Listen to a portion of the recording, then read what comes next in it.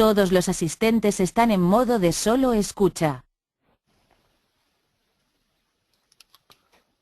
Hola, buenas tardes, estimados colegas, socios y socias del capítulo de Madrid del PMI, de nuestros capítulos aliados de Nuevo Cuyo, Buenos Aires y Montevideo, y del resto de capítulos de Latinoamérica invitados a esta ponencia.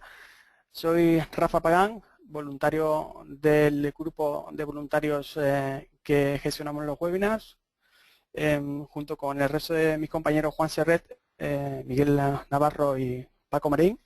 Os presentamos esta tarde una ponencia a cargo de Israel Alcázar y José Vázquez Sánchez, titulada 8 recetas para Project Managers en el área de la innovación y transformación organizacional. En primer lugar, agradecer a Israel y José su tiempo y que hayan querido compartir su experiencia y conocimiento con nosotros, y por supuesto también agradeceros vuestra colaboración e interés en el webinar que vamos a presentar. En la presentación de Israel y José partiremos de las responsabilidades que según el PMBOK Guide debe tener un Project Manager. Recordad que son, en primer lugar, desarrollar el plan de gestión del proyecto y todos sus componentes. En segundo lugar, mantener el proyecto en línea en términos de presupuesto y plazo. En tercer lugar, identificar, monitorizar y responder a los riesgos del proyecto. Y en cuarto lugar, en último lugar, proporcionar unas métricas del proyecto exactas y a tiempo. Siendo estas 4 responsabilidades necesarias, hay otras que son importantes para que los gestores de proyectos puedan afrontar los retos poniendo el foco en las personas, como fuente principal y fundamental del valor. Centrándose en las personas y aplicando nuevos marcos de trabajo en Agile, podremos conseguir mejores desempeños de los equipos de proyecto y, por tanto, mejores resultados generales, consiguiendo mayores cotas de satisfacción del cliente final al que van destinados nuestros productos y servicios, así como también, lógicamente, mejores resultados para nuestras empresas u organizaciones. Estas 8 recetas, basadas en la experiencia de los 2 ponentes para conseguir proyectos más exitosos, así como equipos junto con sus ingredientes principales, son la presentación que van a hacernos esta tarde. Brevemente comentaros, curricularmente, Israel Alcázar es consultor de metodologías y procesos con más de 10 años en el sector IT, especializado principalmente en el sector bancario, seguros y agencias de viaje online. En su última etapa ha fundado 2 empresas, Thinking with You y Agile Taste, donde se ha especializado en metodologías ágiles y pensamiento Lean, utilizando los roles de facilitador, consultor y coach y formador para crear contextos colaborativos que fomenten una cultura de mejora continua en los equipos y organizaciones donde participa. Además de eso, Israel ha impartido múltiples charlas en diferentes eventos y conferencias nacionales e internacionales relacionadas con la gestión de proyectos y el cambio organizacional. Por otro lado, José Vázquez Sánchez tiene más de 25 años de experiencia en el sector IT y ha dirigido y gestionado proyectos de implantación de productos y servicios financieros para la entidad financiera en la que desempeña su actividad principal. Experto en banca online y banca móvil, ha participado en el desarrollo y mantenimiento de todos los portales transaccionales del banco. Ha gestionado y liderado proyectos aplicando CMMI, PMBOK, Scrum, Kanban e Agile, con equipos de proyectos multidisciplinares, tanto de forma deslocalizada como colocalizada, y en la actualidad desempeña el cargo de director de mantenimiento de canales de distribución. Es el creador del blog www.gestiondeproyectosit.es y el ebook Ofertas y contratos en Scrum.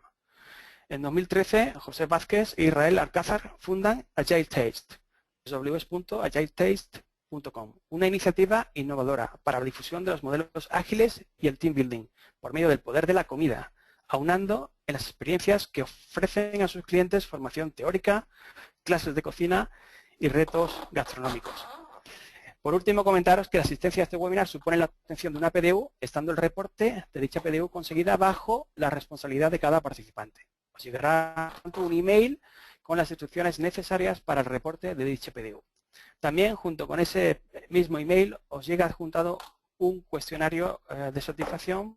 Os rogamos, por favor, que lo complementéis porque nos va a servir para ir mejorando poco a poco nuestro trabajo en grupo. Para terminar, comentaros que podéis dejar vuestras preguntas en el panel para que Israel y José respondan a las cuestiones planteadas en los últimos 15-20 minutos. En breve tendréis también disponible la grabación del webinar en nuestro canal de YouTube, PMI Madrid Spain Chapter, al que podéis acceder también desde la web del capítulo. Sin más dilación, os dejo con José Vázquez e Israel Alcázar con su ponencia 8 recetas para Project Managers en la era de la innovación y transformación organizacional. Cuando queráis, compañeros. Muy bien, pues muchas gracias por la presentación y muchas gracias por la posibilidad que nos habéis dado al capítulo del Premio de Madrid de asistir y de dar este webinar para todos los que nos están escuchando, tanto desde España como desde Latinoamérica. Bueno, nosotros hemos visto que, según nos han comentado los organizadores, pues había bastante interés en la temática. No sabemos si por el tema de la gastronomía o porque interesaba el tema de cómo transformar la gestión de proyectos y cómo transformar lo que hacemos en un enfoque hacia las personas y hacia la innovación. Estamos muy abrumados por el éxito de participantes y esperamos que vuestros estómagos, con metáfora gastronómica, se vayan satisfechos y sepamos corresponder al interés que ha tenido este webinar. Al final del webinar también os vamos a proporcionar las instrucciones para que, si os suscribís a nuestra lista de correo, podáis recibir en vuestro correo electrónico una serie de recetas gastronómicas, no recetas para gestión de proyectos, sino recetas gastronómicas de verdad, para que en vuestras cenas familiares o con amigos elaboréis y podéis quedar de lujo también cocinando con nosotros. Sin más dilación, vamos a empezar ya con el webinar de 8 recetas para Project Managers en la era de la transformación y de la innovación. Aquí lo que tenéis es una lista de contactos a través de los cuales podéis acceder tanto a Israel como a mí, Pepe Vázquez. Están nuestras cuentas LinkedIn, de Twitter y nuestros correos electrónicos y la forma de contactar con nosotros. Vamos a poner un poco en contexto lo que queremos contar a partir de aquí, ¿vale? Los hitos de los proyectos se definen cuando menos sabemos de ellos. Son proyectos inciertos. Hay un estrechamiento de márgenes de actuación al final de la cadena. Los plazos normalmente suelen ser inamovibles. El alcance es poco conocido. La presión que me pone mi jefe, la presión del jefe de mi jefe, la presión que yo mismo le pongo a mi equipo. Esto produce sobrecarga de trabajo. El estrés va aumentando, se genera retrabajo, la calidad baja, se descargan las culpas en los otros, solemos tener bastante miedo a equivocarnos, hay poco compromiso, la gente se desmotiva, la responsabilidad muchas veces brilla por su ausencia, los equipos se desaniman, se producen bajos rendimientos en entornos muy complejos en los que estamos normalmente desempeñando nuestra actividad. Todo esto parece muy catastrofista. ¿Significa que el mundo de la gestión de proyectos tal y como lo entendemos va a desaparecer? Pues ni mucho menos. Nosotros pensamos, no somos pesimistas, pero creemos que hay que reconducir la situación y que no podemos olvidarnos de algo muy importante en los proyectos que gestionamos, que son las personas. Porque los proyectos los hacen las personas y no podemos olvidar que con gente motivada, con equipos motivados, conseguimos siempre mejores resultados. Estamos inmersos en modelos de gestión normalmente tradicionales. Se basan en criterios que son más racionales que emocionales. Parten de modelos que están preestablecidos ya hace muchos años y que se basan en los modelos surgidos con el nacimiento del management. No vamos a hablar nada más que de una cosa, del taylorismo, que os sonará a muchos de vosotros. Pero creemos que este modo de gestionar el management tiene que evolucionar, tiene que cambiar y debe pasar a prestar una mayor atención y un mayor foco a la parte emocional, dejando un poco de lado la parte racional, porque pensamos que el primer foco de atención deben ser las personas. Miremos donde miremos, hay cambios y tenemos que estar preparados para esa corriente de cambios. Sabemos que las personas tienen emociones, pero tenemos que ser capaces de reconocerlas, tanto las nuestras propias como las que tienen nuestros colaboradores y las personas que trabajan con nosotros.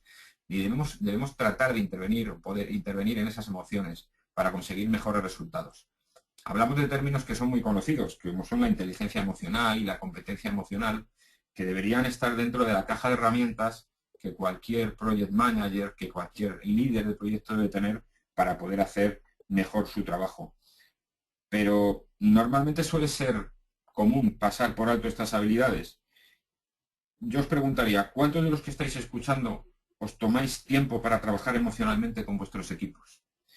¿Cuántos se rigen exclusivamente por el cumplimiento de los planes definidos por anticipado y se olvidan de que hay que transformar a las personas, actuar en un liderazgo transformador para las personas, que nos pueda hacer conseguir mejores resultados en general. Y por eso pensamos que el paradigma tiene que cambiar, que tenemos que hacer las cosas de otra manera, o nos veremos abocados una y otra vez al fracaso. Y lo que es peor, que las personas, que son la fuente principal del talento del que se nutren las organizaciones, pues van a entrar en estados de apatía, en estados de desconfianza, desánimo, y eso va a producir peores resultados en los proyectos. Hay muchos expertos en management, no lo decimos nosotros, que vienen diciendo desde hace mucho tiempo que el foco hay que cambiarlo hacia las personas, que se tienen que emplear planteamientos innovadores, planteamientos disruptivos, para que la gestión se pueda a los tiempos en que vivimos. Los proyectos los hacen las personas, como hemos dicho antes, y las personas y sus emociones son las que van a hacer que los proyectos vayan bien o sean como la mayoría. Algunos pequeños mensajes de personas destacadas en el mundo del management y que están influyendo en la manera de gestionar. Este señor, Gary Hamel, en un libro que se llama Lo que ahora importa, nos dice que el centro del cambio de toda organización y de toda sociedad está en las personas y que en el management que se necesita en la actualidad, la innovación es necesaria, que no podemos quedarnos con los viejos paradigmas. Este otro señor, que se llama Steve Denning, habla de que la ejecución disciplinada mata la innovación y que la innovación es intrínsecamente disciplinada. Y que los enfoques, defiende abiertamente que los enfoques Lean Agile para dirección y gestión de proyectos deben ser considerados en los actuales contextos de incertidumbre y complejidad de los proyectos y con una gran diversidad. Y que en estos enfoques las personas son consideradas como la fuente principal del valor y de la innovación. Este otro señor, que se llama Koldo Sarasaga, de una consultora llamada NER, del País Vasco, nos explicó hace casi un año, un poco más de un año, en Ágil de Bilbao, del 2013, una frase muy significativa. Él decía, nunca ha creído en el producto, ha creído en las personas, porque lo de menos son los productos, sino que lo más importante son las personas que lo hacen. Decía, los productos se quedan en las estanterías, las personas se van a su casa. Y este otro señor, y ya acabamos estos mensajes, es Steve Blank, un emprendedor en serie, un gurú de la innovación Lean, creador de una de las metodologías de Lean, de Customer Development, basada en el emprendedurismo. Decía que da igual el método que utilicemos, que lo importante es trabajar en las filosofías que nos permitan gestionar los proyectos inciertos y que busquemos modelos para gestionar negocio recurrente y otros modelos en los que resolver problemas humanos, o incluso trabajar en las dos cosas a la vez. El paradigma creemos que tiene que cambiar. Y los cambios de paradigma normalmente aparecen siempre como rupturas de la tradición, rupturas con los viejos modos de pensar y con los antiguos paradigmas. Eso está explicado en este libro de Thomas Kuhn, denominado La estructura de las revoluciones científicas. En el ámbito de trabajadores del conocimiento, nosotros defendemos un cambio de paradigma que va a implicar a dirección, gestión de proyectos, que se transforme y que adapte a los tiempos actuales su manera de gestionar, desarrollando un liderazgo basado en personas. Por eso en este webinar lo que proponemos son 8 recetas y una serie de ingredientes que los directores de proyecto y jefes de proyecto deberían saber preparar para poder superar los retos presentes y futuros de nuestra profesión.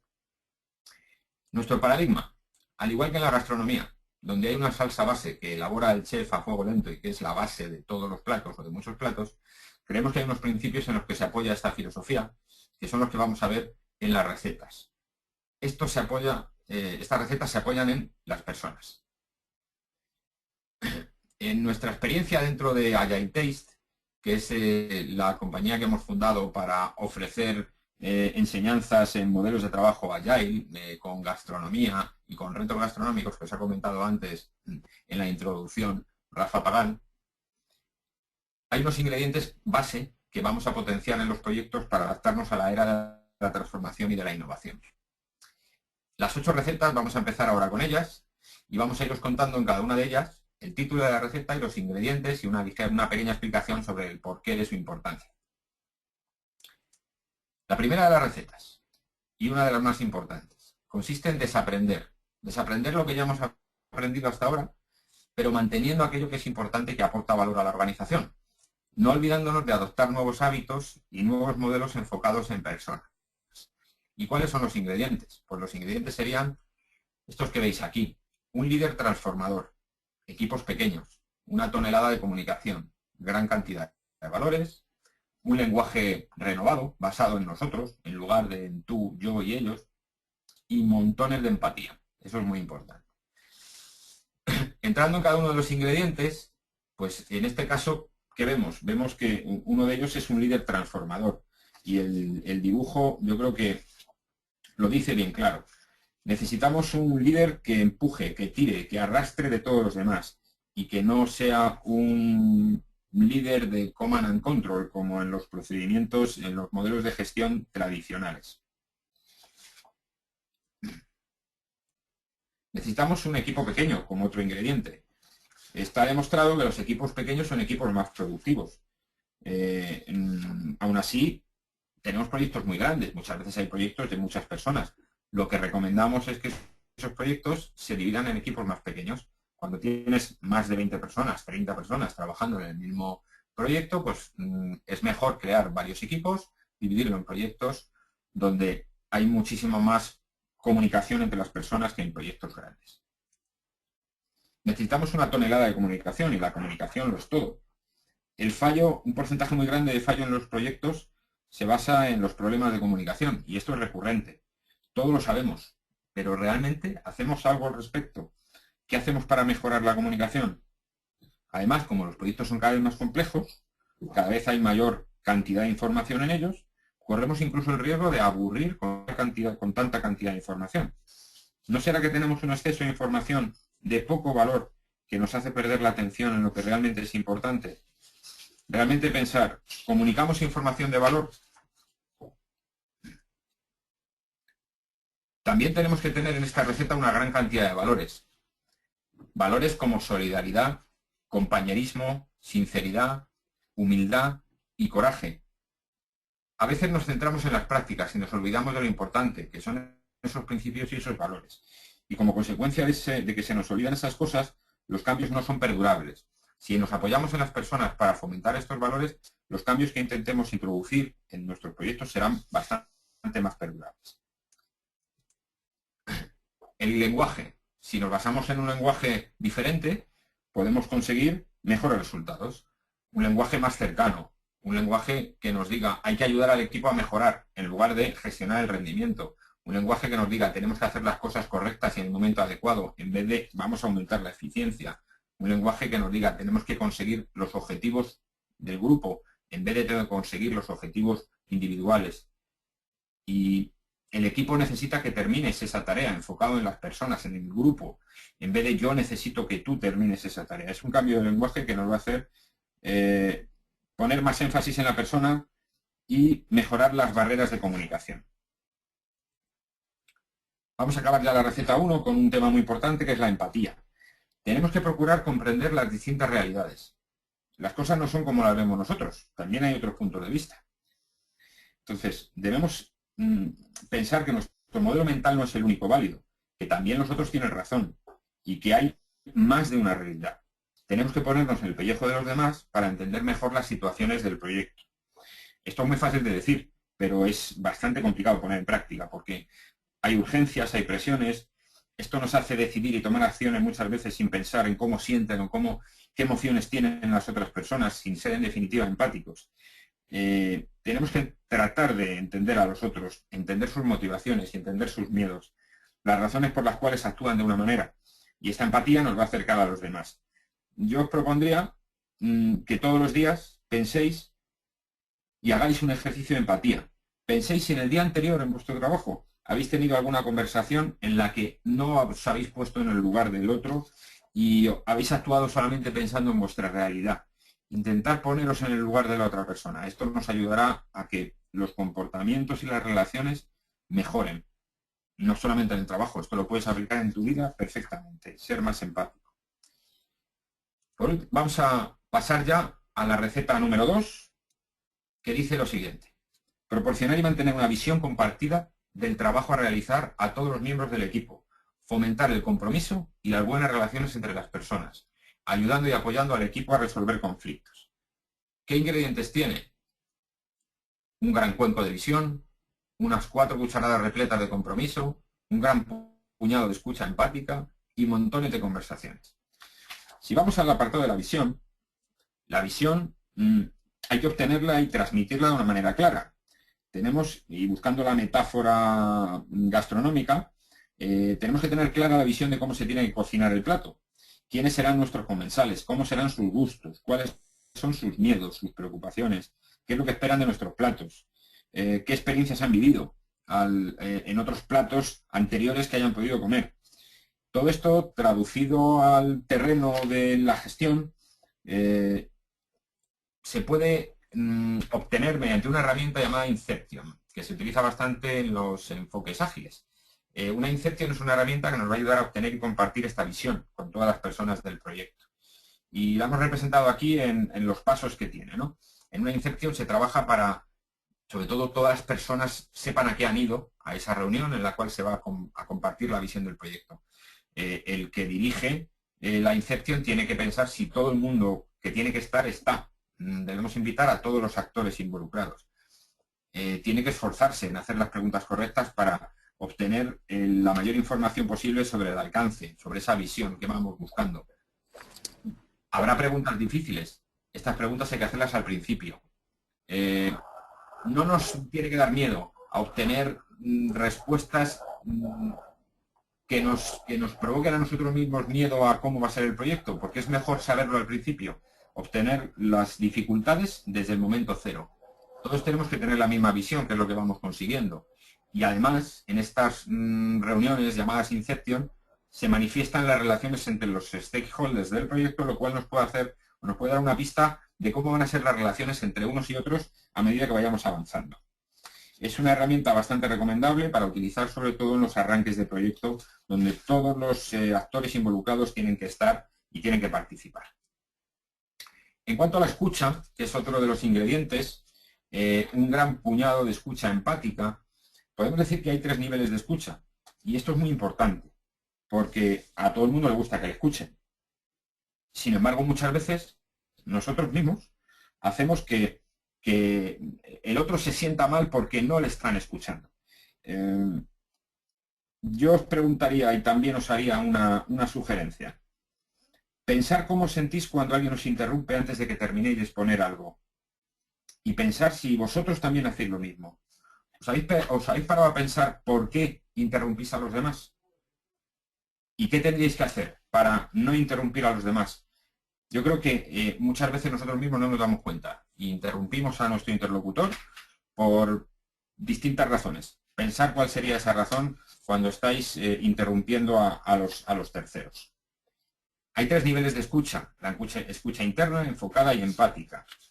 En la primera de los niveles, cuando hablamos de escucha interna, es un nivel de escucha en el cual realmente lo que estamos haciendo simplemente es planteándonos qué es lo que el otro está diciendo que nos puede impactar a nosotros.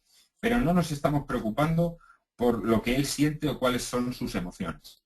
En el segundo caso, con la escucha enfocada, lo que ya estamos haciendo, de alguna manera, es empezar a empatizar con la otra persona. Y estamos empezando ya a plantearnos no solamente cómo nos sentimos nosotros ante la conversación, sino cómo se puede estar sintiendo el otro. Y qué es. Empezamos a entender que hay distintas realidades, no solamente la mía, sino la del otro. Y eso nos va enfocando ya hacia el tercer nivel.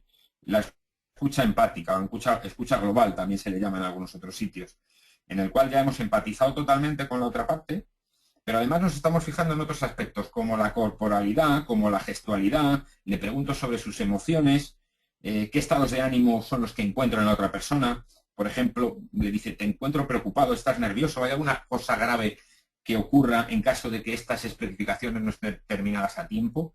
Cosas así, de ese estilo, ¿no? Nos van enfocando, nos van ayudando a comprender mejor a las otras personas.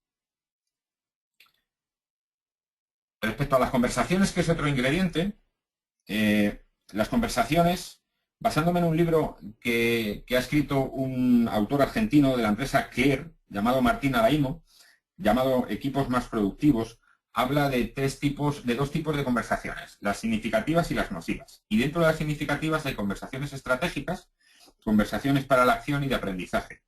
En el caso de las conversaciones estratégicas son aquellas que nos van a acercar a nuestro objetivo, nos ayudan a entender el contexto. Las conversaciones para la acción nos mueven hacia los compromisos y su objetivo es conseguir que las cosas sucedan. Y en las conversaciones de aprendizaje realmente estamos evaluando el desempeño como equipo. Y luego hay conversaciones nocivas. Siempre hay gente pesimista, siempre hay gente crítica, siempre hay gente que se queja de los demás.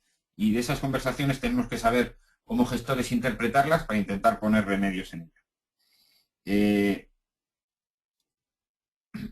Debemos procurar diseñar las conversaciones. Antes de enfrentarnos a una conversación con una persona o personas, tenemos que situarnos en este plano de aquí, en este cuadrante, donde en el eje de las X vemos el nivel de empatía y en el eje de las Y es el nivel de argumentación o preparación que tenemos cuando nos enfrentamos a una conversación. Y tenemos el nivel de desgaste. ¿Qué significa? Que yo no me he preparado bien la conversación y no tengo nada de empatía por la otra parte. Con lo cual, cuando acabe la conversación estoy agotado, estoy desgastado. Me voy de ella pensando que es una pérdida de tiempo. En el lado del rechazo se da cuando tengo poca empatía hacia la persona y, sin embargo, yo me considero en posesión de la verdad. Me considero que voy de sobrado. Entonces, yo soy el que tengo razón y no paro a pensar ni a recapacitar en la situación emocional de la otra persona. Solo espero que me den la razón. Por tanto, cualquier otra cosa significa un rechazo hacia la persona. En el lado de la explosión, somos ya viejos conocidos, somos compañeros, llevamos mucho tiempo trabajando, tenemos mucha confianza y podemos decirnos cosas hirientes cuando estamos en una conversación de este tipo. Cuidado con ello, porque puede romper relaciones. Y por último, las conversaciones a las que debemos aspirar, que son las conversaciones inspiradoras. Las preparo muy bien, las diseño, hago esfuerzos por entender a la otra persona y se trata de sumar y se trata de construir en algo que sea beneficioso para todos. La receta 3 tiene el siguiente enunciado: mantener un ritmo de trabajo sostenible, fomentar la autoorganización del equipo, la responsabilidad, consiguiendo un flujo de trabajo continuo y promoviendo la holgura. Tela de cosas. Aquí hay un montón de conceptos importantísimos en el día a día de los proyectos y que nos pueden hacer que las cosas funcionen bien o que nos funcionen rematadamente mal. Ingredientes: paciencia y confianza, una cucharada grande de compromisos, un buen trozo de autoorganización, una cucharada grande de responsabilidad, una pizca de presión y 2 o 3 cucharadas de holgura. Esta receta es muy importante. En cuanto a la paciencia, cuando estamos afrontando un periodo de cambio, unos cambios importantes organizacionalmente, me quiero referir sobre todo a la paciencia que debemos tener con las personas de nuestros equipos y darles un margen de confianza para que ellos mismos vayan dándose cuenta de que los cambios son buenos para ellos, pero no podemos imponer los cambios, porque las personas cambian porque quieren, no porque se lo impongan. Si un cambio es impuesto, con el tiempo va a volver otra vez a los usos anteriores. Y a eso se refiere la paciencia, a que tengamos paciencia con las personas para dejarles que se vayan adaptando poco a poco a los cambios. Y en cuanto a confianza, pues todos sabemos que trabajar con personas en las que no confías es muy difícil y hay que ganar la confiabilidad.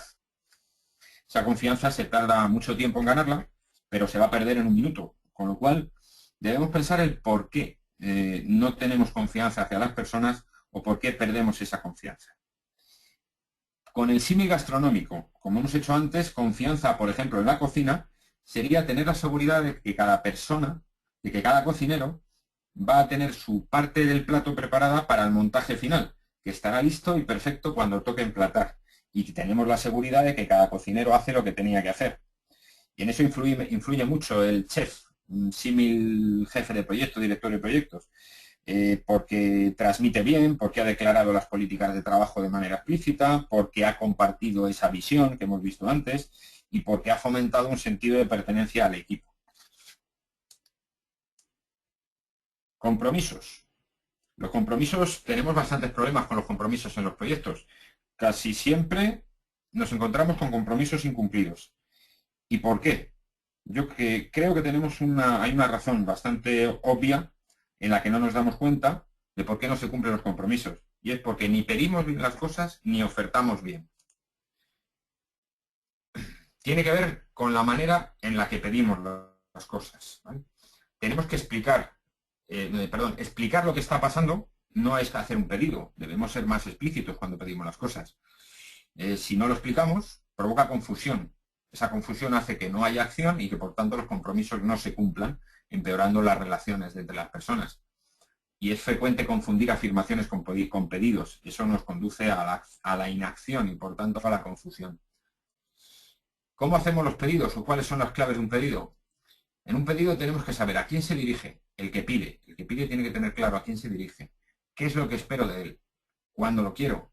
¿Cómo lo quiero? ¿Cuándo lo doy por aceptado? Condiciones de aceptación. Y en el otro lado, el que va a realizar ese trabajo, al que se le envía el pedido y por tanto hace una oferta, ¿quién lo pide?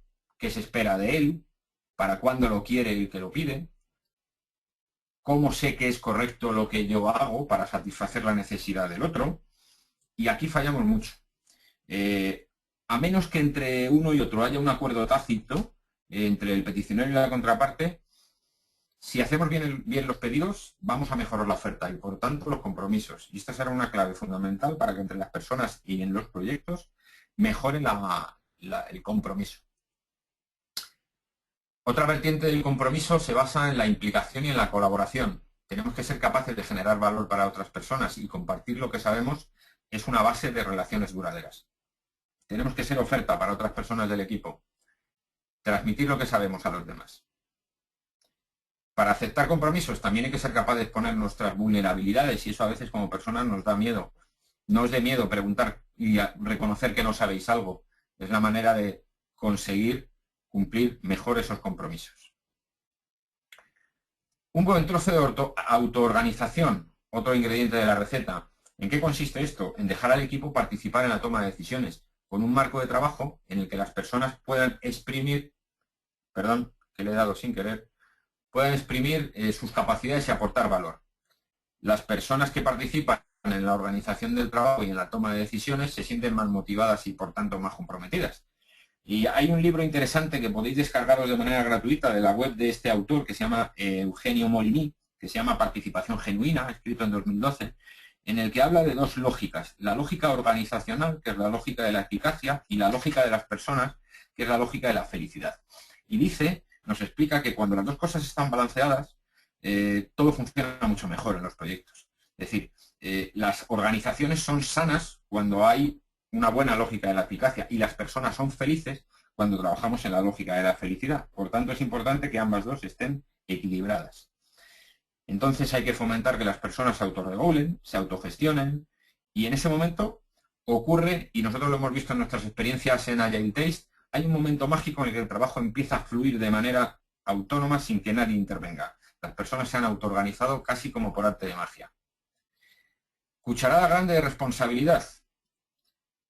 Este gráfico es un gráfico que proviene de un libro llamado El principio de Oz, de los autores Connors y Smith, y nos sitúa en el terreno de cómo las personas nos enfrentamos a los problemas.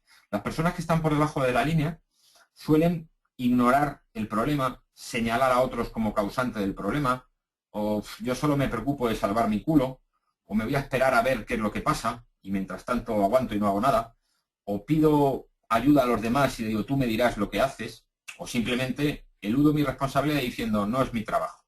Y las personas que están por encima de la línea, que son las que nos interesa tener en nuestros proyectos, son personas que ven los problemas, que los hacen suyos, que son capaces de resolverlos y además hacen el trabajo. Si ponemos el foco en las personas como gestores, vamos a conseguir cada vez que más gente cruce la línea y que esté en la línea de la responsabilidad, que es lo que nos quieren contar estos autores en este principio.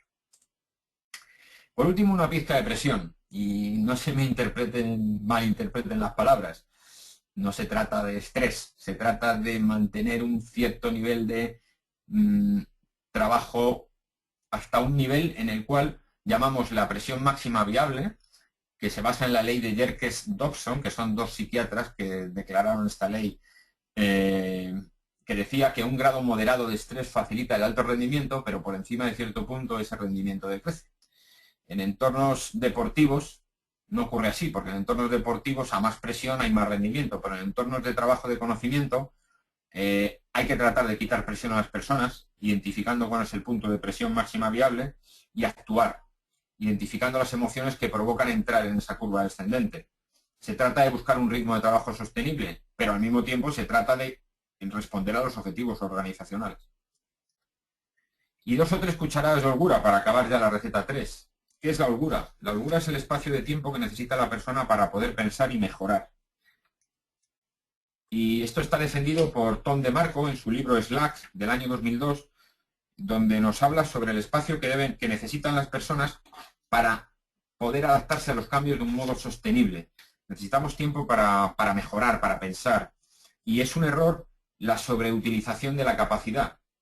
Pensar que tener a la persona 100% o 120% de su tiempo ocupado es más productivo, para mí lo considero que es un error, ya que aumenta el trabajo en curso, las personas del equipo van a estar cada vez más estresadas y esa acumulación y ese estrés va a producir peores resultados. Vamos a dar paso ya a Israel, que estará ya dispuesto a contarnos la receta 4 y 5 y luego continuamos con el resto de recetas. Israel, ¿estás por ahí? Bueno, gracias Pepe, sí, aquí estoy. Creo que se me ve bien. Un saludo a todos. Bueno, pues continuamos con la receta número 4. Fijaos, hasta ahora pues hemos estado hablando de las personas, hemos estado hablando un poco de las relaciones y de la comunicación entre las personas. Esta receta 4 la queremos orientar un poco a la entrega de valor, la eliminación de desperdicio y la mejora continua. Es decir, al final, en todo proyecto, en toda organización, el estado principal y lo que deberíamos intentar conseguir es ese aporte de valor, bien a nuestros clientes directamente en un proyecto, bien a la organización directamente en la que estamos trabajando, aunque a lo mejor no estemos en un proyecto como tal. Entonces, los principales ingredientes que va a contar esta receta, que hemos pensado que pueden tener, pues necesitamos, para conseguir esta entrega de valor, necesitamos tener en algún sitio el conjunto de tareas o de hitos que tenemos que conseguir priorizado y estimado. Aquí estamos utilizando el concepto de backlog, backlog es una palabra que utilizamos en terminología ágil y básicamente es el conjunto de cosas que queremos hacer, de funcionalidades que queremos entregar. También vamos a necesitar un tablero de mejoras, lo que llamamos el Kaizen Board, ¿no? El Kaizen es un concepto japonés que significa mejora. Y al final, si queremos mejorar, necesitaremos tener en algún sitio pues todas esas mejoras que queremos obtener.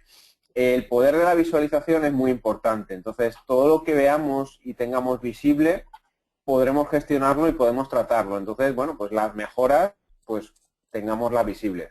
Y por último, un ingrediente que es el flujo de entrega de valor, lo que se llama el Value Stream Map, que realmente por cada desperdicio que detectemos en nuestra organización o en nuestro proyecto, pues podremos generar este flujo de valor. Os paso un poco a comentar cada ingrediente. Fijaos, pensamos que el tema de la entrega de valor es muy importante y que generalmente en los proyectos no estamos enfocados a hacer una entrega de valor a nuestros clientes o a nuestros usuarios. En esta foto que tenéis aquí, que bueno, es de una famosa charla que dio la gente de Spotify, veis cómo la parte de arriba es como muchas veces solemos enfocar los proyectos y es como no deberíamos enfocarlos, porque lo que realmente aprecian nuestros clientes y aprecia realmente al final con quienes estamos trabajando es que les aportemos ese valor. Entonces, si enfocamos un proyecto de tal manera que la entrega de valor solo la hacemos al final, imaginaos un supuesto coche en el que nosotros queremos aportar valor a nuestro cliente y vamos construyendo primero una rueda, luego 2 ruedas, luego tenemos casi el coche pero todavía no tiene volante, pues hasta la última fase no hemos conseguido que nuestro cliente, nuestro usuario esté contento y le estemos aportando valor. Estamos entregando trocitos de cosas que no aportan valor. ¿La idea cuál es? La idea es entender qué quiere nuestro cliente en nuestros proyectos, de tal forma que lo que quiere un cliente que se compra un coche es ir más rápido. Andando no va suficientemente rápido, por tanto, si queremos realmente estar continuamente entregándole valor desde el primer momento, no pensemos en el coche final. A lo mejor lo primero que tenemos que construir es un pequeño patinete con ruedas. No va a ir a la velocidad de un coche, pero va a empezar a moverse más rápido, que es lo que realmente quiere nuestro usuario. En la siguiente ya decidimos que ese patinete ya puede incluso tener control de dirección. Seguimos yendo lento, pero ya le estamos aportando un poquito más de valor. Así vamos construyendo una bicicleta, una moto, y al final le entregamos el coche, le hacemos la entrega máxima de valor. Esto es lo que denominamos entrega de valor iterativa incremental. No preparamos nuestro proyecto, boom, estamos 6 meses, un año trabajando y al final te entrego valor. No, te voy entregando valor pues muy poquito a poco, de tal forma que podemos recibir feedback y podemos ir mejorando ese proyecto, y continuamente nuestro cliente está apostando y está con la carita sonriente.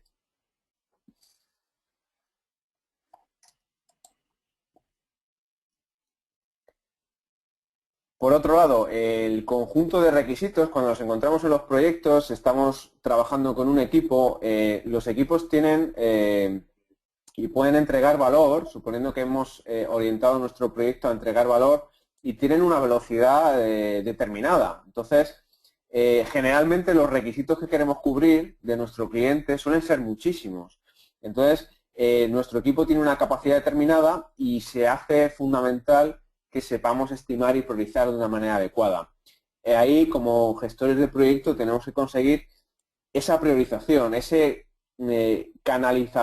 canalización de todos esos requisitos, que probablemente muchos de ellos a lo mejor no son tan importantes, y saber trasladárselos al equipo de una manera que puedan hacer esa entrega de valor de la forma más efectiva posible.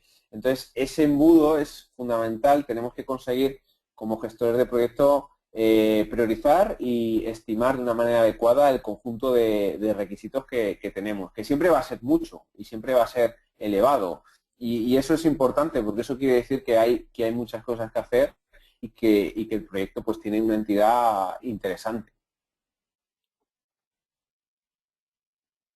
Por otro lado, lo que os comentaba es, si queremos mejorar, nos enfocamos en la mejora continua, tenemos que tener en algún sitio qué mejoras vamos haciendo y hacer un seguimiento de cómo van funcionando y qué hitos vamos consiguiendo. Si no lo visualizamos, no vamos a poder mejorarlo. Entonces, es interesante tener tableros que visualicen nuestras problemáticas y nuestras mejoras, porque incluso cuando vamos consiguiendo ciertos hitos, pues nos vamos reforzando como equipo, y el proyecto y la organización pues también se ve reforzado. Entonces, todo lo visual siempre entra mucho mejor y nos gusta muchísimo mejor a todos y nos resulta más atractivo.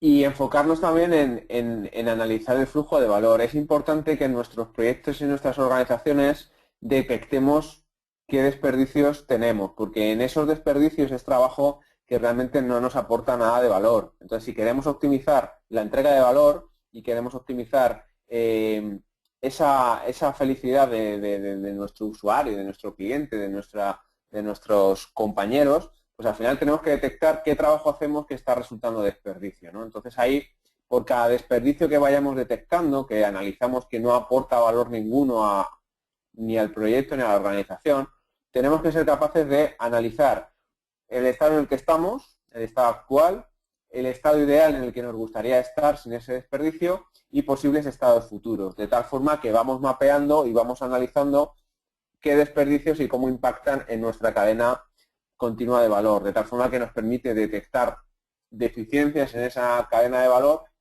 y poder corregirlas y mejorarlas.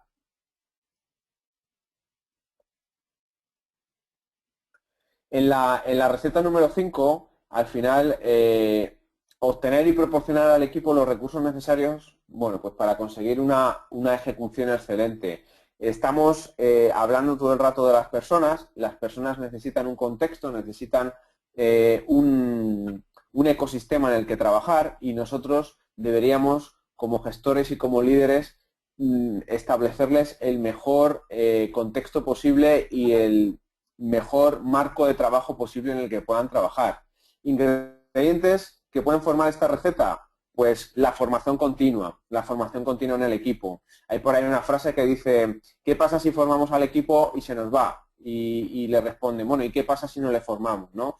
En la era del conocimiento, en la era de la innovación y en la era en la que hay que estar siempre por delante, necesitamos gente a nuestro alrededor que esté bien formada. Para ello también es importante canalizar y gestionar ese conocimiento. Entonces, bueno, os planteamos como un ingrediente una matriz de conocimiento que nos puede ayudar a saber un poco qué conocimiento cuentan nuestras personas y nuestros equipos. Y por último, podemos plantear y fomentar esa formación. No pensemos en grandes cursos o en grandes formaciones, sino plantearlo desde dentro con pequeños seminarios internos. Cuando hablamos, por ejemplo, de la matriz de conocimiento, aquí os hemos puesto una foto de un ejemplo. Muchas veces, en la mayoría de proyectos, por lo menos en los que yo me he encontrado, no hay una foto clara de qué sabe cada persona del equipo. Y al final, como antes decía Pepe, los proyectos son exitosos si las personas lo hacen exitosos.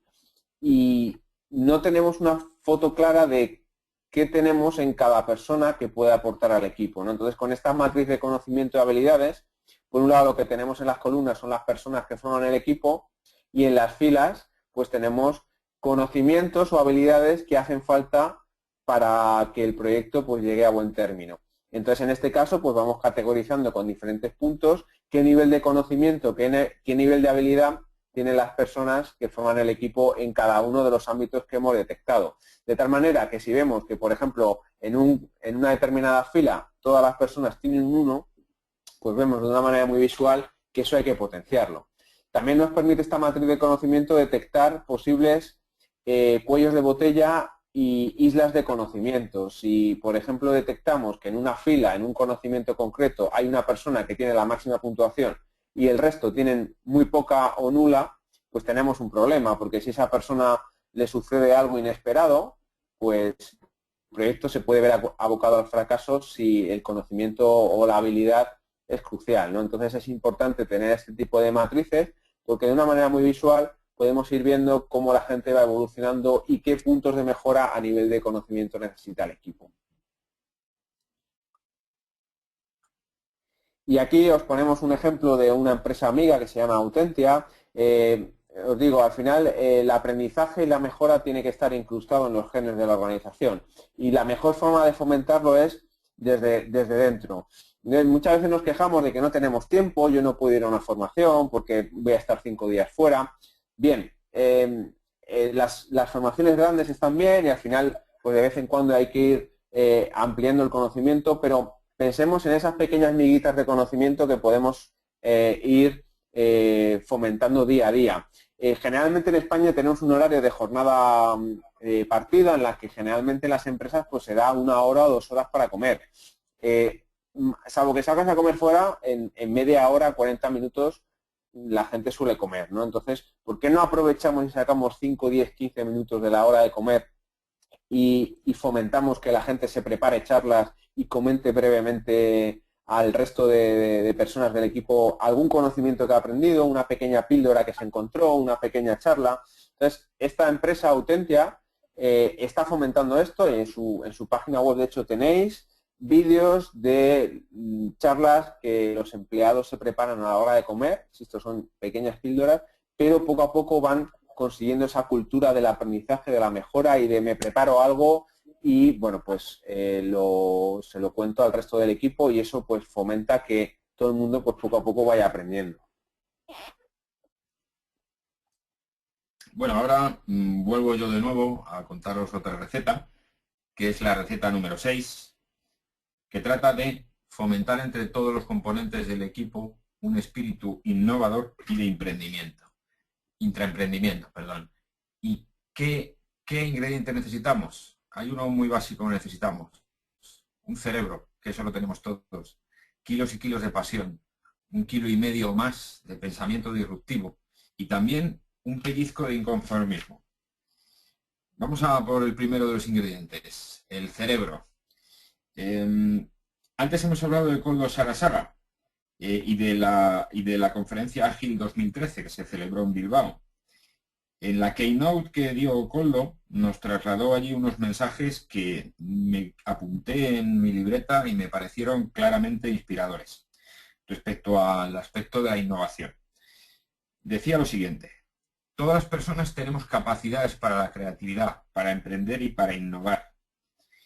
Que la innovación es una consecuencia de personas que sienten y tienen conocimientos y, muy importante, a las que les damos oportunidades de demostrar esos sentimientos y esos conocimientos. Y por último decía también que la innovación es como una cosecha, que previamente hay que sembrar para luego poder recoger los frutos. ¿Para qué innovamos? Nosotros innovamos porque en los momentos actuales en los que las organizaciones tienen que sobrevivir, uno de los retos más importantes a los que se enfrentan los líderes, pues es que las empresas sobrevivan y utilizan la innovación o deben utilizar la innovación como una palanca fundamental para conseguirlo. ¿Y quién debe innovar? Pues creemos que deben innovar todos. Que si alguien nos preguntara que cómo es o quién es innovación en una empresa, la respuesta idónea para nosotros sería innovación somos todos, como Hacienda, pero en el terreno de la innovación. Perdonadme el chiste. Esta innovación, sin embargo, va a generar incertidumbre y va a generar en las personas que trabajan pues situaciones disruptivas y hay que trabajar también para gestionar esa innovación. En este gráfico que ves aquí, que está sacado de un libro, inspirado en un libro llamado The Method, de los autores Ryan y Lowry, que es un libro que se utiliza mucho en ambientes de emprendedores, junto con Lean Startup, es uno de los libros más vendidos en el terreno del emprendimiento y más leídos. Habla de los dos hemisferios del cerebro, el hemisferio derecho y el izquierdo, y del significado que toman cada uno de estos hemisferios en la innovación. Dice que el hemisferio derecho es la soft innovation, donde se centran las experiencias, las sensaciones y las emociones, y el hemisferio derecho trata la hard innovation, es un cerebro más racional, donde se trabajan más los aspectos técnicos y los aspectos del proceso. Entonces, como quienes innovan son las personas, la acción de innovación debe estar enfocada hacia los lados de la experiencia, de la sensación y de la emoción. Y volvemos otra vez al enfoque principal del webinar, que es trabajar con las personas, trabajar en sus emociones y en sus sensaciones para conseguir proyectos innovadores. Esta parte de la innovación, la soft innovation, es más barata porque se basa en eso, se basa en algo que no requiere inversión, como pueda ser aspectos técnicos o aspectos más racionales de nuestro cerebro, sino que nos centramos en emociones. Otra receta es el pensamiento disruptivo. Necesitamos de pensamiento disruptivo para innovar. Y esa disrupción entendemos que es hacer las cosas de una manera diferente. Y eso es un disparador de la innovación. Tenéis ahí una foto de un libro llamado Designpedia, que es un compendio de herramientas, 80 herramientas que se utilizan para construir ideas, de unos amigos de la empresa Thinkers & Co, con los que tuvimos el gusto y el honor de impartir un curso de formación. Y en este libro lo que nos trasladan son distintas herramientas que nos valen para cambiar nuestra manera de pensar y para pensar de una manera diferente. Hay herramientas como la herramienta persona, la herramienta mapa de empatía, la herramienta 5 porqués, Focus Group, un montón de ellas. Podéis consultar en internet y habrá muchas referencias a Designpedia. En la Designpedia se plantea el proceso de innovación como mapear, explorar, construir y testear. Es una especie de proceso iterativo que se acerca mucho y se parece mucho a los ciclos iterativos de Lean Agile. Se trabaja mucho el aspecto visual, ¿vale? Y al final innovar y tener pensamiento disruptivo es esto, es hacer las cosas de manera diferente. Algo que a nadie se le ha ocurrido antes, pero al final puede tener mucha aceptación. Y volviendo otra vez, que a mí me gusta mucho, como habéis visto, al terreno gastronómico de las metáforas, no sé si seguís el programa Top Chef, que la semana pasada, o esta semana, el lunes, uno de los concursantes de esta segunda edición hizo algo que a mí me pareció sorprendente. Aceite de tierra. Se puso en uno de los retos gastronómicos que le plantearon en el programa hacer una infusión de tierra en aceite para darle sabor a tierra a un plato. Bueno, pues eso es disrupción. Eso son cosas disruptivas. En nuestros proyectos, ¿qué tenemos que hacer? A veces tenemos que arriesgarnos y tenemos que plantear las cosas de manera diferente. En organizaciones tradicionales, al final, esto es difícil, pero no es imposible. Y podemos plantear maneras distintas de hacer las cosas. Una manera de hacerlo es consultar algunas de estas herramientas que os recomendamos de Designpedia para trabajar el pensamiento más emocional que racional a la hora de enfrentarse a los proyectos.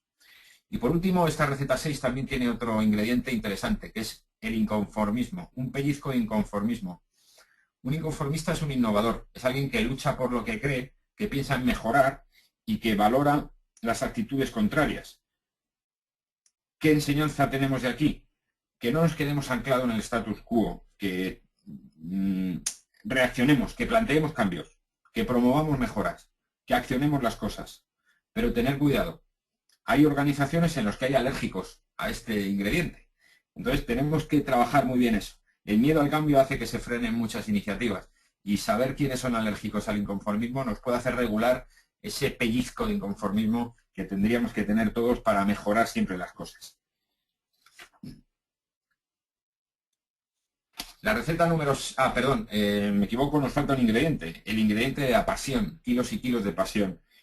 Construyendo contextos de proyecto transparentes, que sean éticos, que sean solidarios, que sean compartidos, como veis ahí, no opresivos, donde fluya la comunicación, el error no se penalice y donde sean entornos y contextos de aprendizaje, podemos fomentar mucho mejor que las personas que trabajan con nosotros tengan esa pasión, que nos va a hacer como un cocinero preparar unos platos sorprendentes y maravillosos que se nos va a quedar en nuestra retina en cuanto lo vemos y se nos va a quedar en nuestros sentidos en cuanto lo degustamos.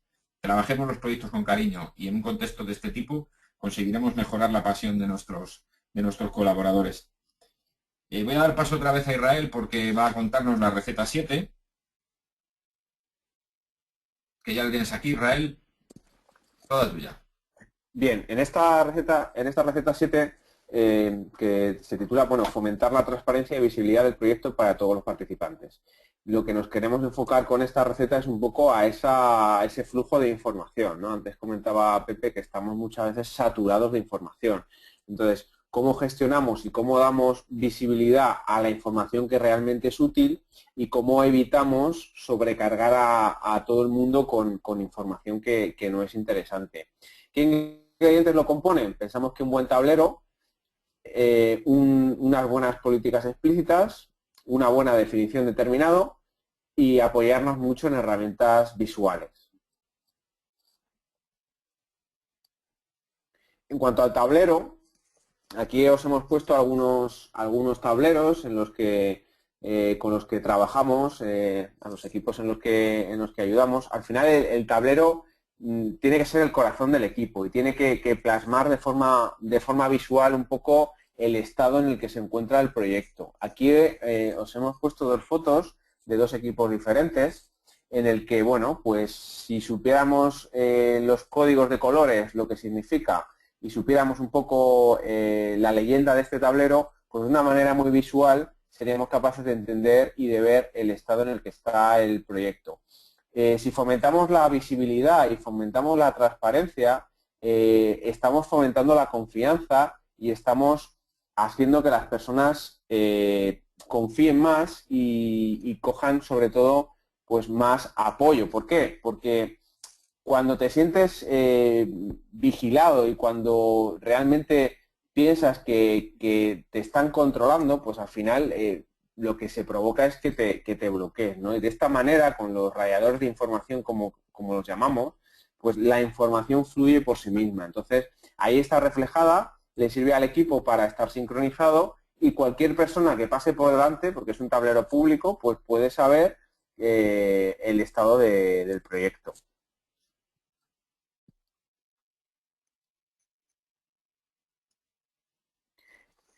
También pensamos que no se debe quedar un tablero en simplemente un equipo.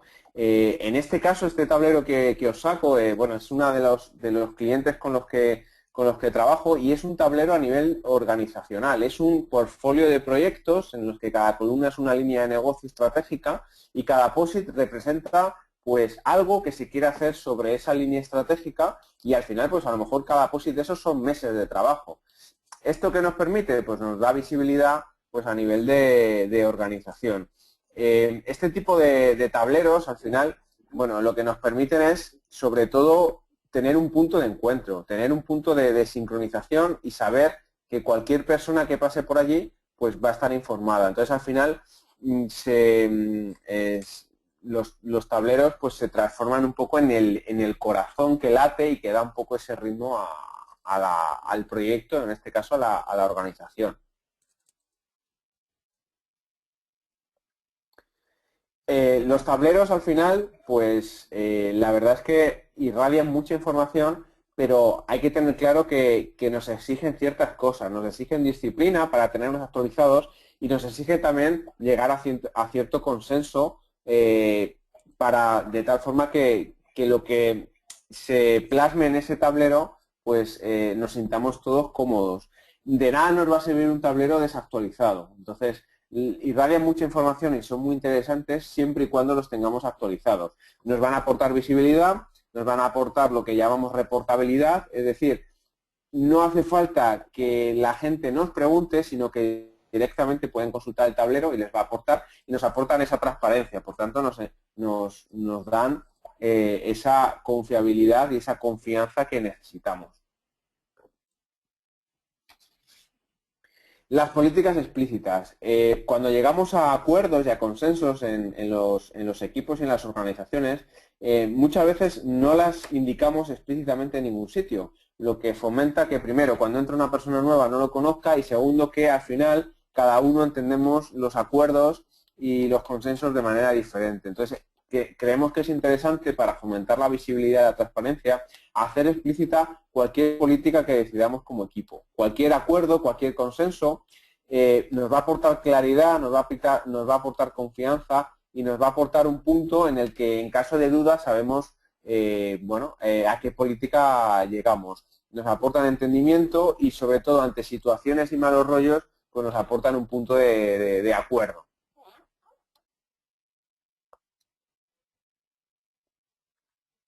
Algo importante cuando estamos realizando una tarea, una labor, ya sea una tarea personal o sea una tarea o dentro de un proyecto, es muy importante saber qué criterios rigen el estar terminado. Aquí, por ejemplo, en este libro que se titula Managing Software Debt, ¿vale? Indica algunas de lo que llamamos la definición de hecho, es decir, para cada estadio de nuestro proyecto, para cada parte de nuestro proyecto, tenemos que tener clara cuál es la definición de terminado. Cuándo una tarea se puede dar por terminada, cuándo una funcionalidad se puede dar por terminada, cuándo una iteración se puede dar por terminada, cuándo, por ejemplo, ya metiéndonos un poco en el mundo del software, cuando sacamos una nueva versión de nuestro proyecto, cuándo podemos decir que esa versión se puede lanzar. Entonces, al final, una definición de hecho no deja de ser un punto. Al final es explícita, políticas explícitas también, en las que por consenso decidimos qué debe cumplir algo para considerarse terminado. Entonces es muy importante para que no dé lugar a equívocos, a errores o a malos entendidos. Entonces llegar y tener definiciones de hecho en nuestros proyectos a diferentes niveles, pues puede ser algo que nos aporte muchísimo valor. Y las herramientas visuales. Nosotros nos gusta mucho apoyarnos en lo visual. El 70 al 80% de la información que nos entra y que más se graba en nuestro cerebro es de forma visual.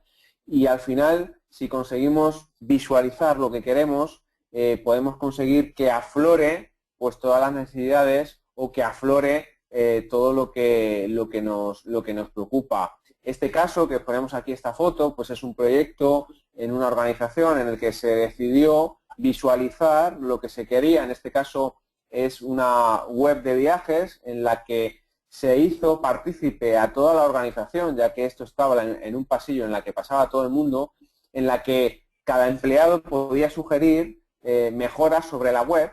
Y bueno, y se gestionaba de una manera visual, con post-its, incluso veis ahí abajo que había un timbre en el que la gente podía llamar y acudía a una persona a la que le podías contar un poco tu idea. Bueno, pues esto se consiguió visualizar y consiguió mayor impacto en la organización que si simplemente pues se hubiera llevado a cabo de una manera más tradicional, con documentos que al final pues nadie se lee o no tiene tiempo. De esta manera se consigue un cambio más perdurable y se consigue sobre todo que las personas se impliquen muchísimo más, porque lo ven, lo tocan, lo sienten y participan de una manera más activa. Entonces, las herramientas visuales pues nos ayudan muchísimo.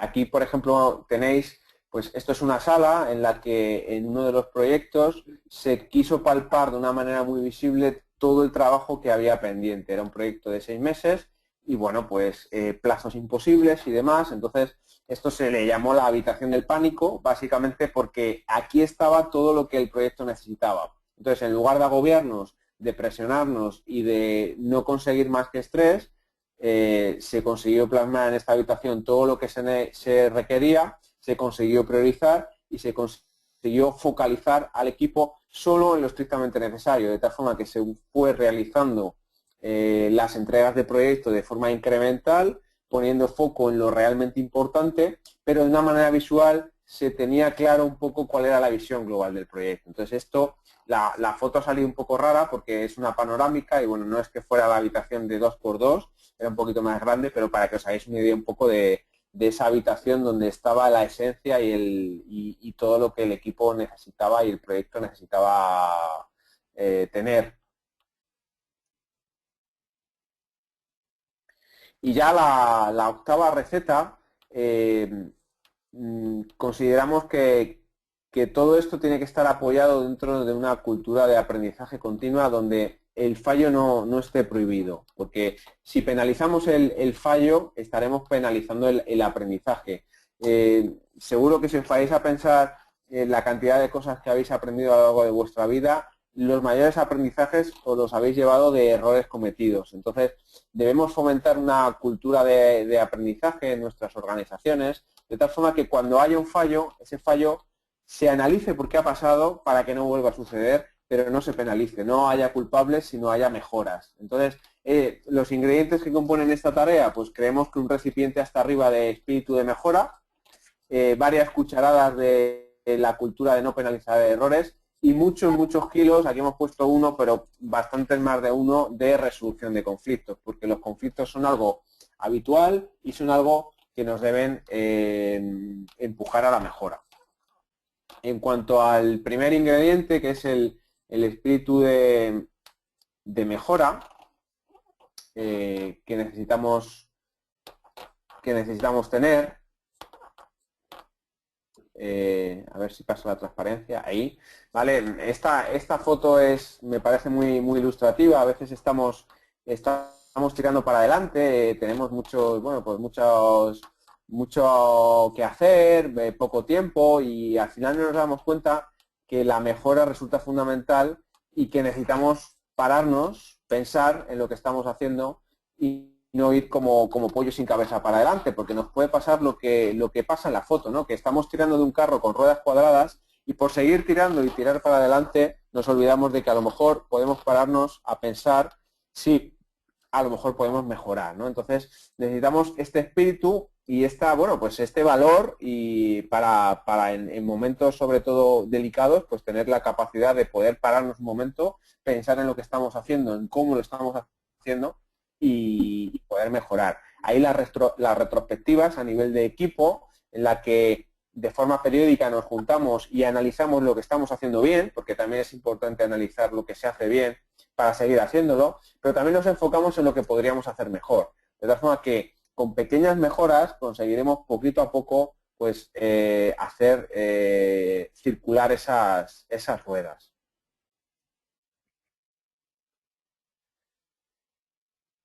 Al final, esa penalización de los errores, ¿quién no se ha equivocado alguna vez en su vida, ¿no? Ahí tenemos varios ejemplos de personas famosas que seguro conocéis a todos, ¿no? Walt Disney, no sé si sabéis que fue despedido de un periódico, ¿vale? Porque se le achacó que tenía falta de imaginación y que no tenía ideas originales, ¿no? Antes de montar Disney y demás, pues fue despedido, ¿no? Steve Jobs, con 30 años de edad, fue despedido de la propia empresa que había fundado, ¿no? De Apple. O sea, imaginad cómo se debió sentir. Sin embargo, lo que hizo fue pues aprender de esos errores, fundar un par de empresas más y luego volvió por la puerta grande a Apple, ¿no? O por ejemplo, los Beatles, ¿no? Quien no conoce a los Beatles, pues realmente fueron fueron expulsados de un estudio de grabación porque decían que no sonaban bien, ¿no? Entonces, pues fijaos luego en lo que se convirtieron los Beatles. O a Oprah Winfrey, yo creo que es una de las presentadoras de televisión más conocidas, que la dijeron que pensaban que no encajaba en la televisión, ¿no? O sea que al final de esos errores debemos aprender y debemos seguir para adelante. Quien no haya fallado nunca y no se haya equivocado es que realmente no ha estado intentando hacer nada nuevo, ¿no? Entonces, si nunca has fallado es que no has intentado nada nuevo y estamos en en un punto en el que o intentamos cosas nuevas o estamos perdidos. Y por último, el ingrediente yo creo que interesante de esta receta es la resolución de conflictos. La resolución, el conflicto es algo habitual cuando trabajamos con personas, aunque nos conozcamos, bueno, pues surgen roces, surgen pequeñas diferencias, y lo que tenemos que tener claro es que un conflicto no es un problema, sino que es una oportunidad de mejora. Cada vez que tengamos, el problema con los conflictos generalmente es que no los solemos gestionar bien y solemos muchas veces huir de un conflicto. Pero cuando tenemos un conflicto y decidimos gestionar ese conflicto y llegar a un acuerdo entre las personas que han tenido ese conflicto, lo que tenemos es una mejora y es un consenso. Por tanto, fomentamos un poco esa capacidad de mejorar. Entonces, aprovechemos el conflicto, gestionémoslo de forma adecuada y de forma correcta, lleguemos a consensos y avancemos como empresa, como organización, como equipo, incluso pues como personas. Entonces, el conflicto para nosotros es un ingrediente fundamental en el que hay que tratarlo, hay que manejarlo, hay que trabajar el género con cariño, como se dice en la cocina, para que ese conflicto consigamos hacer un plato excelente de acuerdo y de unanimidad. Y bueno, hasta aquí las 8 recetas que os hemos querido traer con sus correspondientes ingredientes para ayudaros en el trabajo con personas y en la innovación en los proyectos.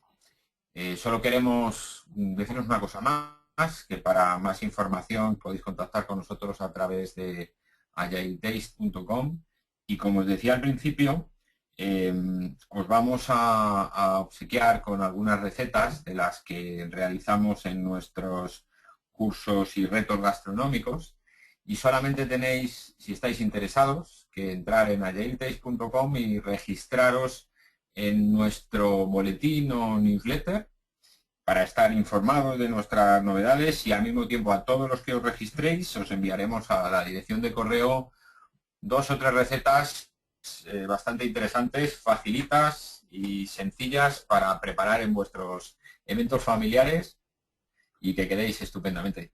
Y nada más, por nuestra parte un placer y de nuevo dar las gracias al capítulo del PMI de Madrid y a todos vosotros que nos habéis estado escuchando, tanto desde España como desde los capítulos del PMI en Latinoamérica.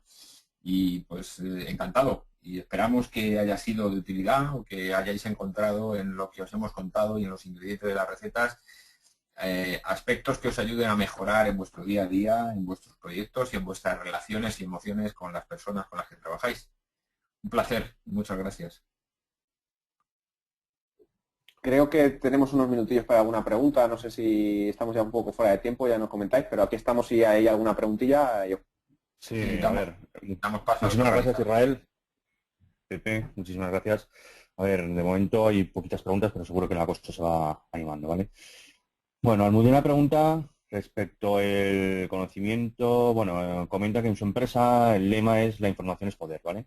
Y por tanto, si el otro sabe lo mismo o tanto como yo, entonces podrán prescindir de mí. Es, yo creo, una filosofía bastante extendida en las empresas, desgraciadamente. Que pregunta, en vuestras experiencias, ¿cómo se puede hacer que la gente supere ese miedo y comparta el conocimiento? Yo creo que con visualización, con transparencia. Una de las cosas que Israel ha comentado antes en una receta, que era los tableros.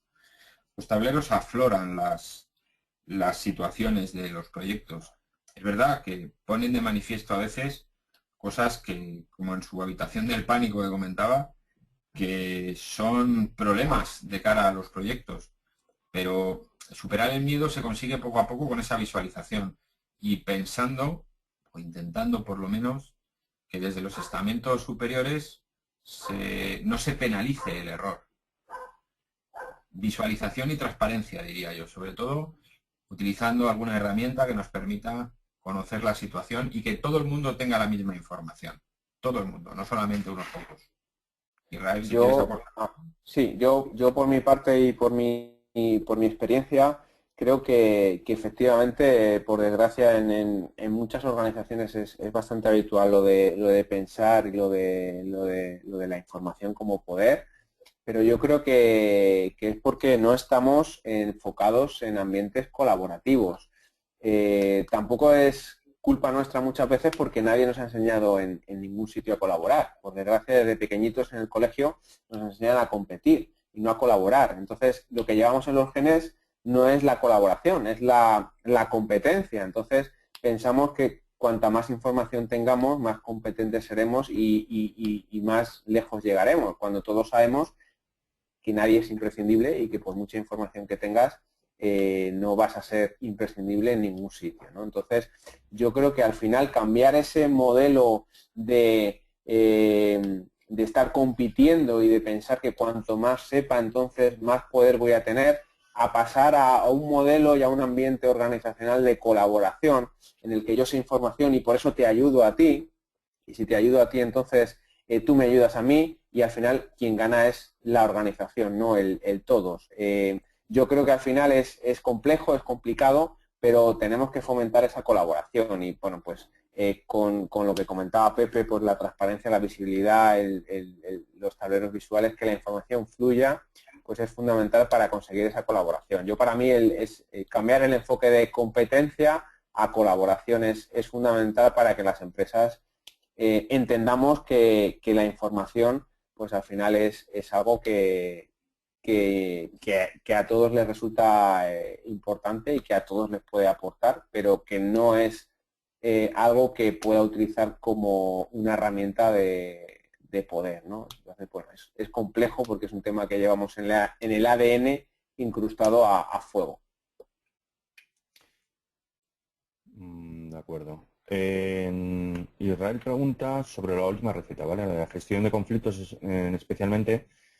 ¿Qué pasos hay que seguir si se presenta entre el cliente y proveedor?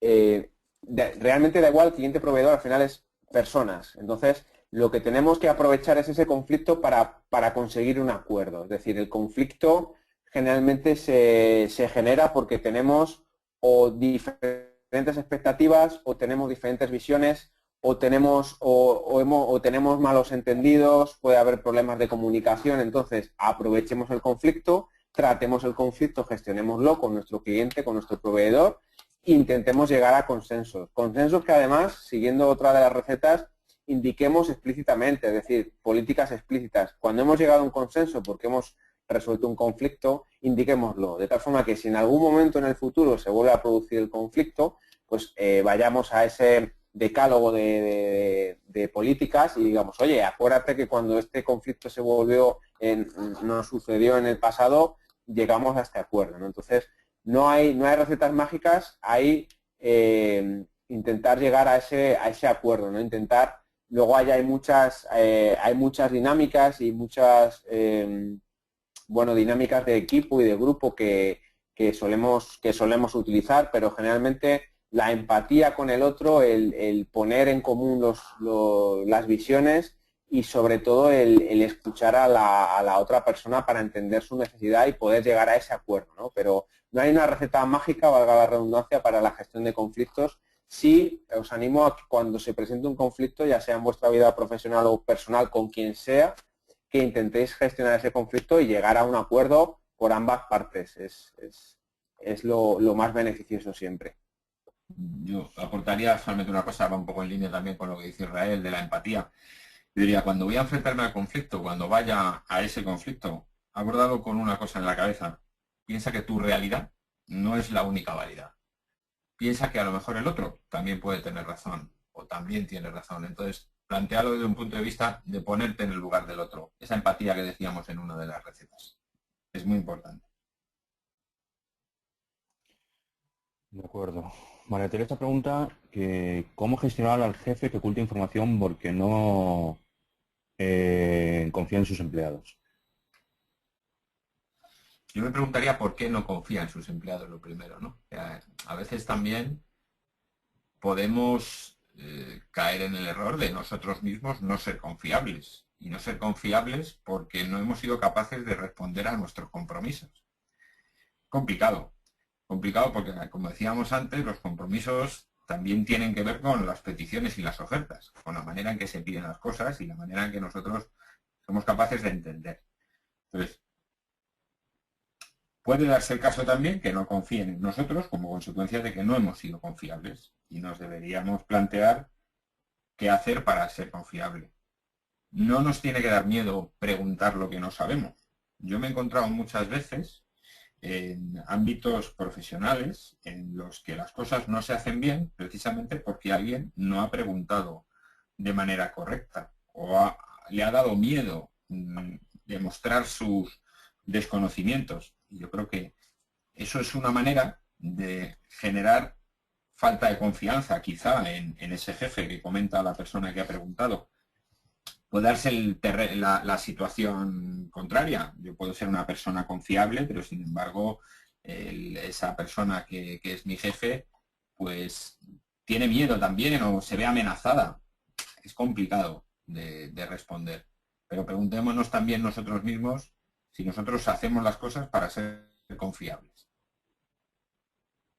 Tenemos una pregunta Yo en voz. por aportar vale. Sí, Yo simplemente por aportar un poquito a lo que dice Pepe, es que muchas veces cuando intentamos, es decir, cambiar a las personas es prácticamente imposible. Entonces, empecemos a cambiarnos nosotros mismos para que ese cambio en nosotros provoque un cambio en los demás. Y tengo un jefe que me oculta información, pensemos primero si lo está haciendo de forma que sea consciente o no, porque no me acuerdo ahora mismo, hay una ley por ahí que dice que en general las personas, hay excepciones, ¿no? Pero no solemos hacer las cosas para hacer mal a propósito, porque muchas veces no sabemos hacerlo mejor de lo que lo hacemos, ¿no? Entonces, muchas veces falta de habilidades. Entonces, planteémonos si realmente cómo yo desde mi persona y desde provocar un cambio en mí, puedo provocar un cambio en los demás, pero intentar cambiar a otras personas es realmente complicado si no empezamos por nosotros mismos, creo yo.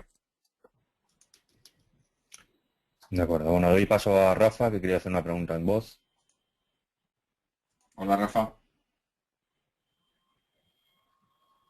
Rafa, tienes que activarte el micrófono. Hola, Pepe Israel, magnífica ponencia, gracias por la cantidad de información súper interesante. Yo quería haceros una pregunta, ¿cómo puedo yo a nivel profesional o incluso a nivel personal aplicar esas recetas? ¿Lo puedo ir haciendo de forma incremental? ¿Cómo puedo ir haciéndolo? Israel, te dejo, luego sigo yo. Venga, empiezo yo ahora. Yo sobre todo, al final a lo que me dedico en mi vida profesional es justamente a provocar cambios, ¿no? Y a gestionar cambio y a acompañar en el cambio equipos y organizaciones. Entonces yo lo que recomendaría es ir muy poquito a poco y detectar cuáles son los cambios más importantes que quiero hacer. Es decir, de todos los cambios que quiero hacer o de todas, a veces lo que tenemos que ver es qué es lo más prioritario, que necesito mejorar. Y a partir de ahí hacerlo muy poquito a poco y sobre todo pensando también en los ámbitos de influencia para provocar el cambio. Es decir, básicamente dos ámbitos de influencia. La influencia directa en la que una acción tuya puede provocar un cambio y un ámbito de influencia en el que hagas lo que hagas no vas a provocar el cambio. Entonces, analiza muy bien el cambio que quieres conseguir, analiza si está en tu ámbito de influencia. Si está en tu ámbito de influencia, plantea acciones pequeñas, concretas, concisas, que pienses que van a mejorar y a partir de ahí, pues inspecciona la acción, mira a ver si ha tenido ese cambio y si no ha tenido el cambio esperado, intenta otra cosa, pero siempre centrándonos en nuestro ámbito de influencia, porque si nos centramos en un ámbito de influencia al que no llegamos, intentamos cambiarlo, lo que vamos a conseguir generalmente es frustración. Entonces, con ese mapeo, pues intentar ir probando con el método empírico, que básicamente consiste en prueba-error, ¿no? Y aprender del error e intentar cosas diferentes siempre en nuestro ámbito de influencia. Yo estoy de acuerdo con lo que dice Israel, cambios poco a poco, nos movemos en terrenos muchas veces movedizos al hablar y tratar con emociones de personas, pero me parece fundamental empezar a trabajar el tema de aprender a escuchar. Poder escuchar mejor a nuestros compañeros me parece que es un punto de partida importante. A partir de ahí, a partir de la escucha, empezar a ver por dónde tengo que seguir. Pero si no soy capaz de escuchar y ponerme en el lugar de los demás y utilizar esos 3 niveles de escucha que hemos comentado antes, puede ser difícil identificar por dónde seguir. Y yo recomendaría mejorar la escucha. Vale, de acuerdo. Carlos Domingo pregunta que cómo es posible que se convivan las dos metodologías, la tradicional de PMI, digamos, y las metodologías ágiles. Pues yo creo que pueden convivir bien.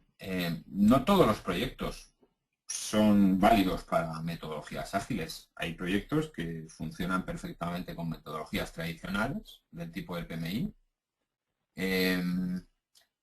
Proyectos en los cuales hay un terreno conocido, no hay mucha incertidumbre, pueden hacerse perfectamente por el terreno tradicional o las metodologías tradicionales. Y en ambientes en los cuales el contexto es cambiante o hay más incertidumbre, pues podemos enfocarlo mediante una metodología más lean, agile. Yo creo que en las organizaciones pueden convivir perfectamente las dos metodologías. No veo ningún problema ni ningún inconveniente. Es una cuestión de voluntad de querer hacerlo, pero pueden perfectamente. Yo creo que no se trata de, por complementar un poco lo que dice Pepe, no se trata de blanco-negro, es decir, no es o PMI o ágil o lean, o si hago una cosa no puedo hacer otra. Es decir, generalmente lo que mejor nos vaya a nuestras organizaciones, cojámoslo, es decir, tanto Agile como PMI, como cualquier otra enfoque o metodología que podamos aprender, tiene cosas positivas y tiene cosas que a lo mejor no encajan en nuestra organización. Bueno, pues no es o hago una cosa o hago la otra, sino oye, cojamos lo mejor y a lo mejor para este problema que tengo se adapta mejor esta herramienta. Al final yo lo veo como una caja de herramientas y bueno, pues para diferentes situaciones tengo diferentes herramientas que incluso puede que vaya cambiando a lo largo del tiempo. Como comentaba en la anterior pregunta, al final esto, por suerte o por desgracia, va mucho de prueba-error. Entonces, yo el mensaje que quería trasladar es quedémonos en grises porque nada es blanco y negro. Entonces, pues intentemos lo que más nos guste de cada enfoque, pues aplicarlo en nuestro entorno. Vale, gracias chicos. Sonia quería hacer una pregunta en voz. Sonia, cuando quieras. Hoy. Sonia. Hola, buenas noches. Hola, Hola. ¿me escucháis? ¿Sí? Hola. Ahora. Hola. ¿Ahora? Sí, sí. Ahora, Sí, buenas cuando noches. Hola, buenas noches. Mira, muy rápidamente, porque además no creo que tengamos ya mucho tiempo.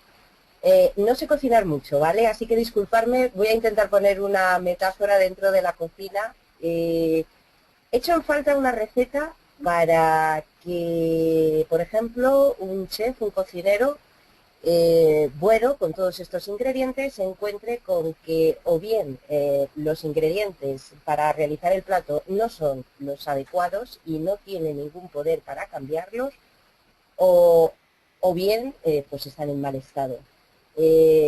Para que me podáis entender un poco, yo jugaba muy bien al mus. Se decía siempre que el mejor jugador del mus era el que jugaba sin cartas.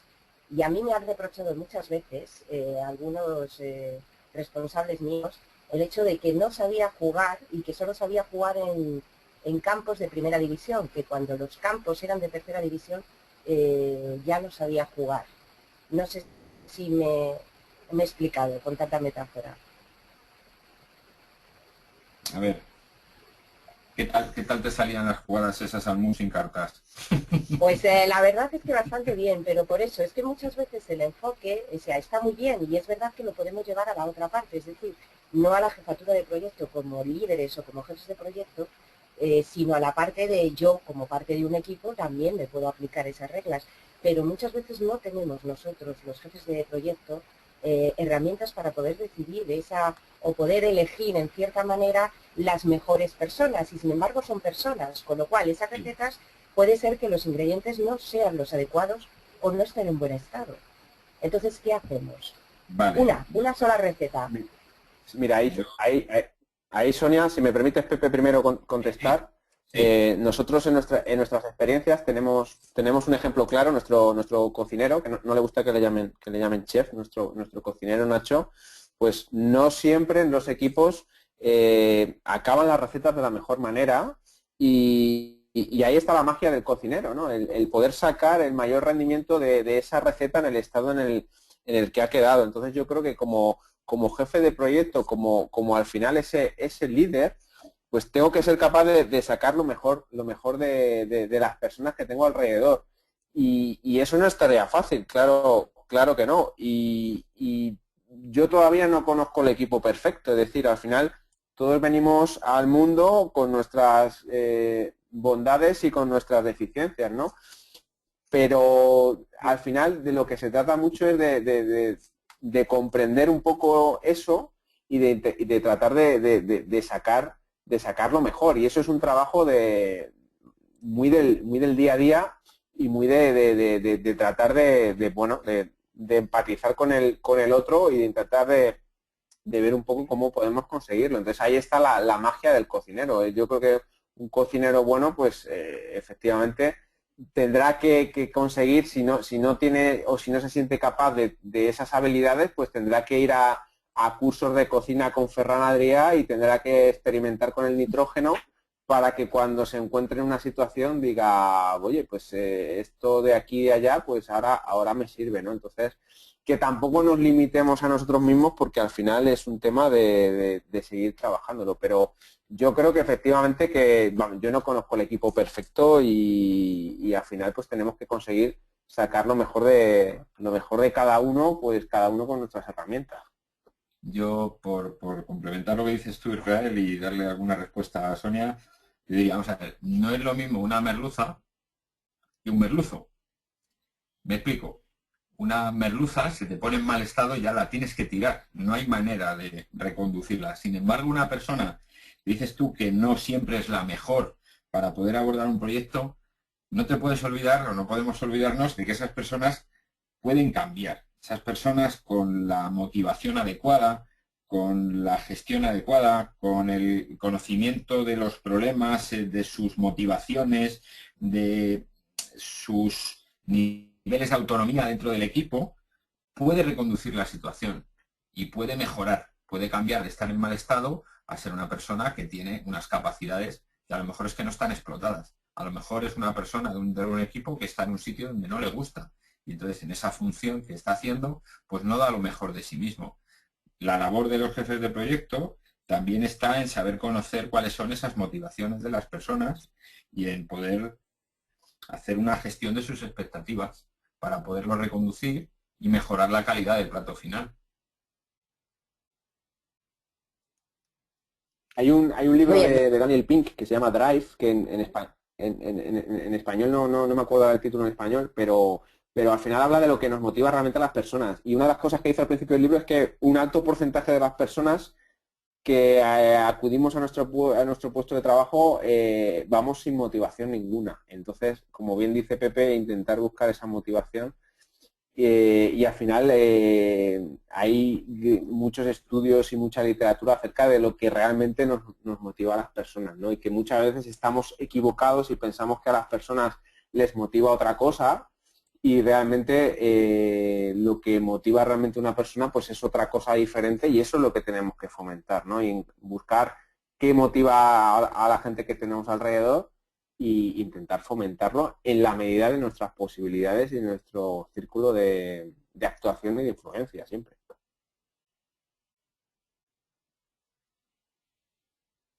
Perfecto, muchísimas gracias. Me imagino que Sonia que será contestada la pregunta, ¿no? Bueno, yo creo que por tiempo vamos a dejar algunas preguntas sin responder. Pido perdón a Álvaro, Armando, Israel, que todavía no hemos contestado vuestras preguntas y algunos otros. Hay muchísimos agradecimientos, ¿vale?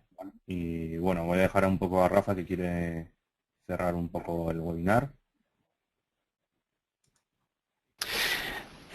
Pues de nuevo, gracias recordaros y daros las gracias a todos los asistentes y también, como no, a Israel y a Pepe por toda la transmisión de conocimiento magnífico que habéis realizado, y a todos los compañeros y compañeras que habéis compartido vuestro tiempo con nosotros, pues emplazaros para el próximo webinar que va a tener lugar el día 16 de octubre, apuntaros, y va a correr a cargo de nuestro compañero Chema Maroto, que es experto en coaching y va a desarrollar una interesante ponencia sobre personas felices en los proyectos. Sí se puede. Tendréis toda la información próximamente en la web del capítulo, y de nuevo agradeceros a todos y a todas y os esperamos el próximo 16 de octubre. Gracias. Muchas gracias a todos de nuevo.